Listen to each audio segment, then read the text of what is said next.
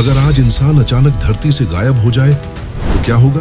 न शहर, न सड़कें, न मोबाइल, सिर्फ घने जंगल, गूंजती दहाड़ें और दैत्याकार जीव। अब आंखें बंद करो और 66 मिलियन साल पीछे चलो। तब धरती पर डायनासोरों का राज था। उन्हें जरा भी अंदाजा नहीं था कि कुछ ही घंटों में इतिहास का सबसे बड़ा स्विच ऑफ होने वाला है और उसी तबाही के बहुत बाद उसी धरती पर एक छोटा सा कमजोर सा जीव आगे बढ़ेगा। न सबसे तेज, न सबसे ताकतवर, लेकिन एक दिन पूरी पृथ्वी पर राज करेगा। आज की यह कहानी आपको बिल्कुल रियल तरीके से बताएगी डायनासोर कैसे खत्म हुए और इंसान ने धरती पर कब्जा कैसे किया। उस समय की दुनिया को समझिए। डायनासोर कोई एक जानवर नहीं थे, वे एक पूरा युग थे। अलग अलग जगहों पर अलग प्रजातियां थीं।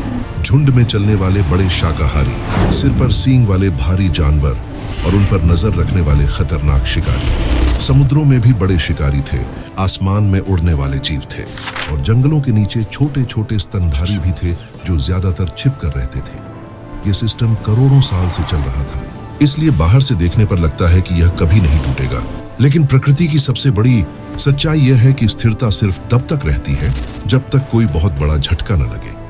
और 6.6 करोड़ साल पहले वह झटका अंतरिक्ष से आया। वैज्ञानिकों के अनुसार एक विशाल एस्टेरॉयड करीब 10 से 12 किलोमीटर चौड़ा अंतरिक्ष से बेहद तेज रफ्तार से धरती की तरफ आया। आप इसे ऐसे समझिए, अगर कोई चीज इतनी तेजी से वायुमंडल में घुसती है तो हवा ही उसके आसपास आग बन जाती है। वह सिर्फ गिर नहीं रहा था, वह एक चलता फिरता विस्फोट था और फिर वह आज के मेक्सिको के युकातान इलाके के पास जाकर टकराया। उस टक्कर से जो क्रेटर बना उसे हम आज चिकशुलूप क्रेटर कहते हैं। यह कोई छोटा गड्ढा नहीं था, यह ऐसी चोट थी जैसे धरती के चेहरे पर एक विशाल घाव बन गया हो। टक्कर के शुरुआती मिनटों में आसपास का इलाका तुरंत खत्म हो गया होगा। जमीन पर भयानक झटके, भूकंप जैसी कंपन, चट्टानों का पिघलना और समुद्र में ऐसी सुनामी जो सिर्फ लहर नहीं, दीवार जैसी हो। तटों पर मौजूद जंगल, जानवर, सब कुछ बहता चला गया होगा। लेकिन जो चीज इस घटना को लोकल से ग्लोबल बनाती है वह यह थी कि टक्कर से धूल, राख और पिघली चट्टानों के टुकड़े इतनी ऊंचाई तक उछले कि वे वायुमंडल के ऊपर तक जा पहुंचे। फिर वही पदार्थ वापस गिरा और यह साधारण बारिश नहीं थी, वह मलबा वापस आते समय लाल गर्म हो चुका था। सोचिए, आसमान से घंटों तक जलते हुए कण गिरे तो क्या होता है। कई वैज्ञानिक मानते हैं कि दुनिया के बहुत बड़े हिस्सों में एक साथ आग फैल गई होगी। जंगल जले होंगे, धुआं और कालिक हवा में भर गई होगी और बहुत दूर दूर तक रोशनी धुंधली पड़ गई होगी। अब कहानी का सबसे खतरनाक हिस्सा शुरू होता है, जिसे अक्सर लोग कम समझते हैं। डायनासोरों को मारने वाली चीज सिर्फ टक्कर नहीं थी, बल्कि उसके बाद शुरू हुआ लंबा पर्यावरणीय संकट था।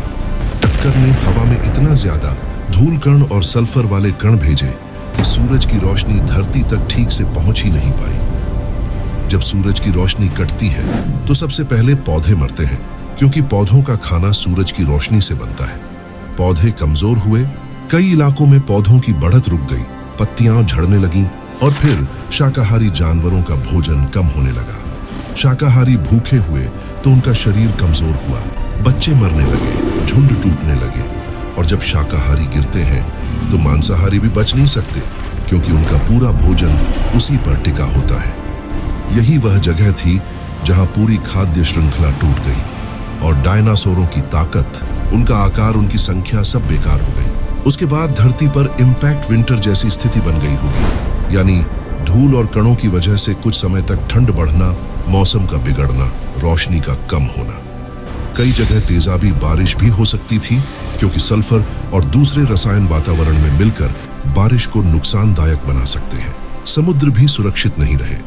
जब ऊपर का आसमान काला हो और धूप कम हो जाए तो समुद्र के अंदर छोटे छोटे जीव, खासकर प्लवक, प्रभावित होते हैं और समुद्र की खाद्य श्रृंखला की शुरुआत ही इन्हीं छोटे जीवों से होती है।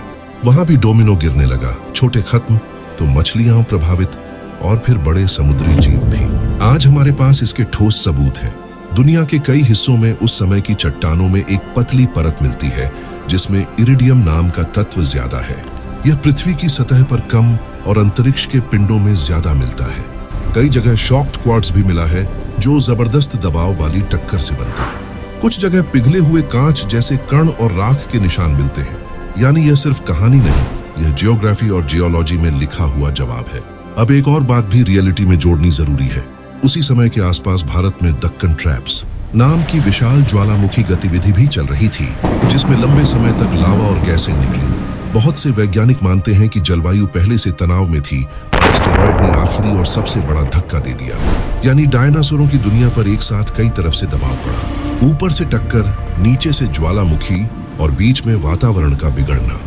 नतीजा यह हुआ कि लगभग 75% प्रजातियां खत्म हो गई। नॉन एवियन डायनासोर यानी जो पक्षियों वाली लाइन में नहीं थे, वे समाप्त हो गए।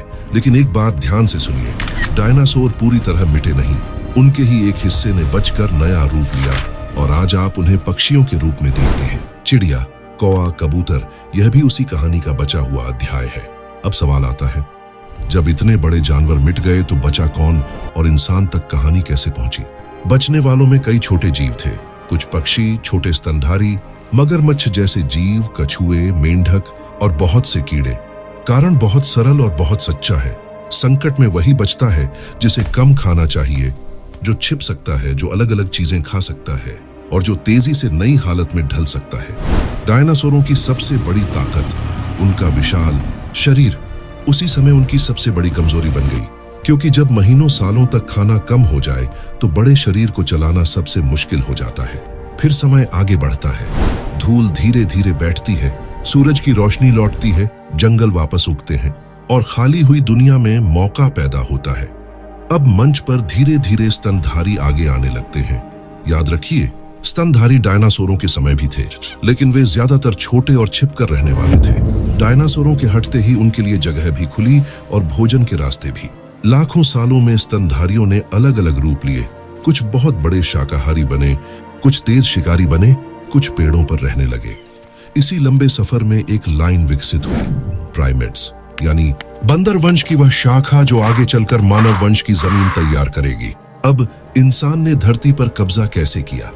यह सवाल अगर आप सिर्फ ताकत से जोड़ेंगे तो आप कभी सही जवाब तक नहीं पहुंचेंगे, क्योंकि इंसान ताकतवर शरीर के कारण नहीं जीता। इंसान जीता दिमाग, सहयोग और सीखने की रफ्तार के कारण। यह कहानी भी एक दिन की नहीं है। बहुत बाद में अफ्रीका में जब मौसम और पर्यावरण बार बार बदलने लगे, कभी जंगल, कभी खुले मैदान, तो कुछ प्राइमेट्स को जमीन पर ज्यादा उतरना पड़ा। जमीन पर उतरना खतरा था, लेकिन फायदा भी था। दूर तक देख पाना, खाना की नई चीजें ढूंढ पाना और चलने के नए तरीके अपनाना। इसी दबाव ने धीरे धीरे 2 पैरों पर चलने की क्षमता को बढ़ाया। 2 पैरों पर चलने का सबसे बड़ा फायदा यह हुआ कि हाथ खाली हो गए, और जैसे ही हाथ खाली हुए, प्रकृति ने इंसान को वह चीज दी जो किसी भी पंजे या दांत से ज्यादा खतरनाक साबित हुई, हाथों से काम करने की आजादी। पहले पहल यह काम बहुत साधारण रहा होगा, पत्थर उठाकर किसी चीज को तोड़ना, किसी हड्डी से पोषण निकालना, किसी फल को काटना, किसी डंडे से बचाव करना। लेकिन यही छोटी शुरुआत आगे चलकर औजार बनी। औजारों की असली ताकत यह है कि वे आपकी शरीर की सीमा को बढ़ा देते हैं।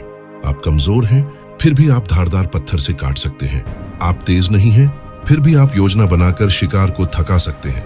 आप अकेले कुछ नहीं, लेकिन समूह के साथ बहुत कुछ है। और फिर आया वह मोड़ जिसने इंसान को बाकी सबसे अलग कर दिया, आग का नियंत्रण। आग ने इंसान को सिर्फ गर्मी नहीं दी, आग ने उसे रात दी, सुरक्षा दी और पका हुआ भोजन दिया। पका हुआ खाना ज्यादा आसानी से पचता है, ज्यादा ऊर्जा देता है और शरीर को ज्यादा फ्यूल देता है। इससे दिमाग को भी फायदा मिल सकता है, क्योंकि दिमाग बहुत ऊर्जा खाता है। धीरे धीरे इंसान की सोच और जटिल होती गई, योजना, याददाश्त, सीखना, सिखाना। लेकिन इंसान का असली हथियार भाषा बनी। भाषा का मतलब केवल बोलना नहीं है। भाषा का मतलब है जानकारी को आगे पहुंचाना, नियम बनाना, कहानी बनाना, झूठ सच का खेल खेलना और सबसे बड़ी बात, ऐसे लोगों के साथ भी जुड़ना जिन्हें आप निजी तौर पर नहीं जानते। जानवर छोटे समूहों में सहयोग करते हैं, लेकिन इंसान हजारों लाखों में इसलिए साथ चल पाया क्योंकि वह साझा नियम, साझा पहचान और साझा कहानियां बना सका। यही चीज आगे चलकर समाज, कानून, सेना, व्यापार सब बनाती है। इंसान अकेला जानवर नहीं है, इंसान नेटवर्क है। फिर बहुत बाद में खेती आई। खेती ने इंसान की गति बढ़ा दी।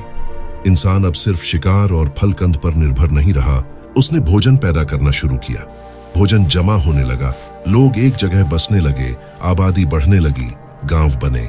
शहर बने, लिखाई आई, ज्ञान रिकॉर्ड होने लगा और हर पीढ़ी पिछली पीढ़ी से थोड़ा आगे निकलने लगी। यही जमा हुआ ज्ञान इंसान का असली सुपर पावर है। एक शेर अपने बच्चे को शेर होना सिखाता है, लेकिन इंसान अपने बच्चे को हजारों साल का जमा ज्ञान दे देता है। भाषा, औजार, खेती, दवा, गणित और फिर मशीनें। और फिर पिछले कुछ 100 सालों में इंसान की रफ्तार विस्फोट जैसी हो गई। औद्योगिक क्रांति, विज्ञान, बिजली, दवाइयां और तकनीक। यही वजह है कि आज इंसान दुनिया के लगभग हर कोने में है और वह सिर्फ प्रकृति के साथ नहीं चल रहा, वह प्रकृति को बदल रहा है। डायनासोरों के पास ताकत थी, लेकिन उनके पास तकनीक नहीं थी। उनके पास विकास था, लेकिन इंसान के पास विकास के साथ आविष्कार है। यही फर्क है। तो पूरी कहानी का सबसे ईमानदार, सबसे रियलिस्टिक निष्कर्ष यह है, डायनासोरों का अंत एक विशाल एस्टेरॉयड टक्कर और उसके बाद टूटती खाद्य श्रृंखला से हुआ, जिसमें अंधेरा, ठंड, आग, तेजाबी बारिश और समुद्री जीवन का संकट शामिल था। और इंसान का उदय उस खाली हुई दुनिया के बहुत बाद लाखों सालों में धीरे धीरे हुआ, जहां उसने शरीर से ज्यादा दिमाग, अकेले से ज्यादा समूह और ताकत से ज्यादा ज्ञान को हथियार बनाया। प्रकृति ने सबसे बड़े को नहीं जिताया, प्रकृति ने सबसे ज्यादा सीखने वाले को जिताया।